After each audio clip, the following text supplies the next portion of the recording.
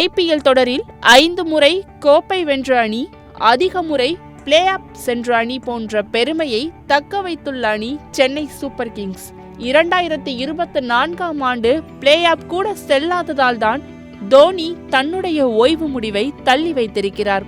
இத்தனைக்கும் திறமையான வீரர்கள் எக்கச்சக்கமாக இருந்தனர் என்றாலும் புதிய கேப்டனான ருத்ராஜ் தலைமையில் சென்னை ஜொலிக்கவில்லை.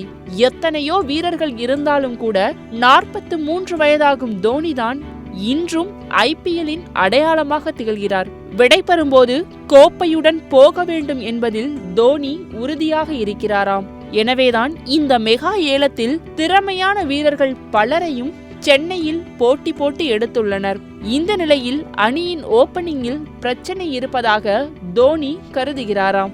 எனவே டெவன் கான்வோ, ராகுல் திரிபாதி இருவரையும் நடப்பு IPL தொடரில் ஓபனிங்கில் இறக்கிவிட அவர் முடிவெடுத்துள்ளதாக கூறப்படுகின்றது. இதனால் ருத்ராஜ் ஒன் டவுன் இறங்கி சென்றுள்ளாராம்.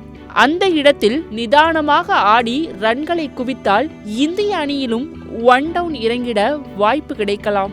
இந்திய அணியை பொறுத்தமட்டில் சஞ்சு சாம்சன், அபிஷேக் சர்மா, சுப்மன் கில், ஜெய்ஸ்வால், KL ராகுல் ஆகியோர் மத்தியில் ஓபனிங்கில் இறங்கிட கடும் போட்டி நிலவுகிறது.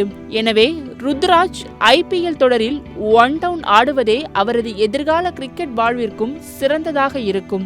இதையெல்லாம் மனதில் வைத்துதான் அணி நிர்வாகத்துடன் கலந்து ஆலோசித்து தோனி இந்த முடிவை எடுத்துள்ளாராம். இதற்கு ருத்ராஜும் கிரீன் சிக்னல் கொடுத்து விட்டாராம். சென்னை அணியின் இந்த வீரர்கள் மாற்றம் IPL தொடங்கும் போது அமலுக்கு வரும் என்று தெரிகின்றது.